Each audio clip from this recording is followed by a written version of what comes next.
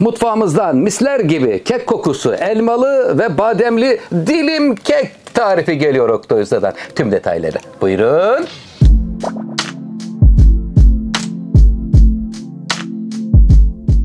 Kıymetli seyircilerim, sizler için çay saatleriniz için enfes bir tarif hazırlıyorum. Tarifimiz nasıl olacak? Elmalı ve bademli dilim kekler olacak inşallah. Hemen malzeme listesini sayıyorum. 4 tane yumurtamız var burada. 1 su bardağı toz şekerle birlikte 4 yumurtayı köpürteceğiz. Sonrasında devam ediyorum. Birer çay bardağı sıvı yağ, süt, toz badem, file badem, bunlar tamamı birer çay bardağı, 125 mililitrelik bardak. Efendim, mevsiminde yapmış olduğumuz mürdüm eriği marmelatı var.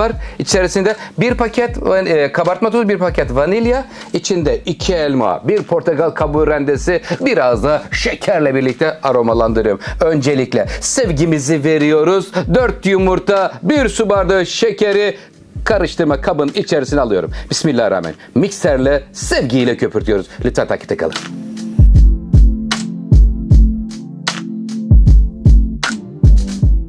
Oda sıcaklığındaki yumurtalar şekerle birlikte 3 dakika çırpıldı ve şimdi buraya mikserle devam etmiyorum çünkü bayağı hızlı ses çıkarıyor. Kıymetli seyircilerim, birer çay bardağı süt ve sıvı yağı sevgiyle son damlasına kadar döküyorum ve öncelikle sıvılar bir güzel karışıyorlar. Sevgimizi veriyoruz her hazırladığımız tarife. Şimdi kurular bölümüne geçiyorum. Kurularda ne var? Burada 2,5 su bardağı un. Buranın üzerine 1 çay bardağı toz badem. 2 tane badem var. File badem üzerinde, toz badem içerisinde. 1 paket vanilya, 1 paket kabartma tozu. Onları da aldıktan sonra şöyle bir güzel karıştırıyorum. Canlarım, karışır mısınız? Sevdiklerimize inşallah şifa olur hazırlamış olduğumuz tarifler kıymetli seyircilerim. Şimdi güzelce buranın üzerine badem, un, kabartma tozu, vanilya karışımını döküyorum. Elmaları soyuyor. Portakal kabuğu ve şekerle buluşturuyorum. Bakalım detaylar geliyor kıymetli seyircilerim. Lütfen takipte kalın. Tahin kıvamında bir kek harcı olacak. Bademli.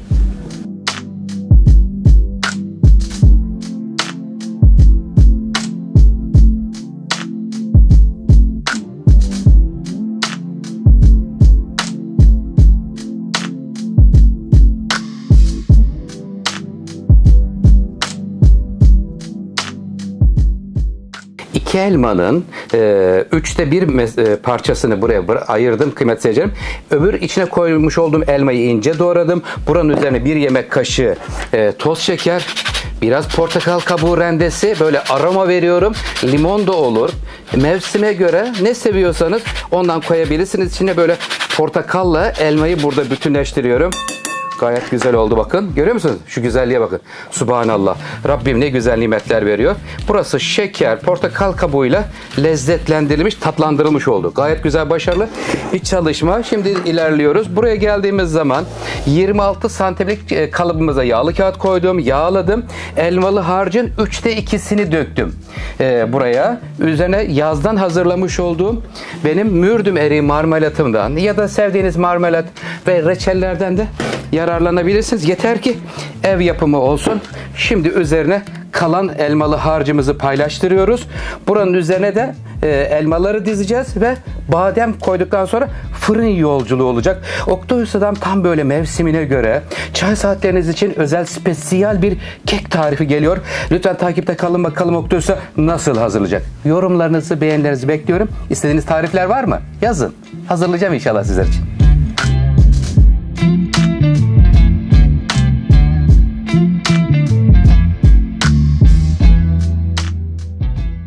Elmayı, şeker, portakal kabuğuyla karıştırdım. Üzerine dizmiş olduklarından bahsediyorum. Bir tane tadına bakayım dedim. Kıymetli seyircilerim, alülala enfes bir tadı olmuş. Tavsiye ederim. Siz de böyle portakal kabuğuyla lezzetlendirilmiş elmalı tarifler hazırlayabilirsiniz. Hatta meyve salatasının içine bile biraz portakal kabuğu koyun. Çok değişik bir tat katıyor. Fırınımız 170 derece. Alt üst pişirme bölümünde bizi bekliyor. Fırına gidiyor efendim. Bakalım Oktay Usta'nın hazırlamış olduğu bademli kekimiz nasıl olacak? Canım, sevgiyle gitmeye hazır hale geldin mi? Bademi böyle eşit bir şekilde her yerine yayalım. Dikkatli bir şekilde. Tamam mısın canım? Evet efendim. Fırına gidiyor. Hadi bakalım canım. İyi yolculuklar diliyorum. Zemine yağlı kağıt koydum kalıbımızın kek harcın akmaması için. 26 santim çapında fırından çıkınca kaç dakikada çıktığını sizlerle paylaşacağım. Az kaldı. 2 milyon.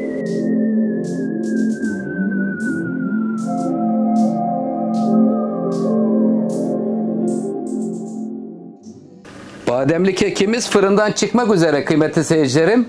30 dakika 170 derece, sonrasında da 160 dereceye düşürdüm. Toplamda 50 ile 55 dakika arasında pişiyor. Fırının kapağını açıyorum. Bademli dedik, dilim dilim dedik. Sevgiyle gelir misin canım? Geliyor efendim. Ev yapımı güzel portakal aromalı bademli keki görüyoruz kıymetli seyircilerim.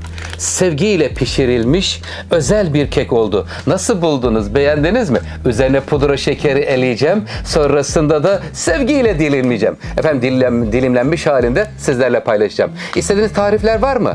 Lütfen yorumlara yazın. Sizler için elimden geldiğince en güzel tarifleri hazırlamaya çalışıyorum. Hoşça kalın, sağlıklı kalın. Afiyet olsun.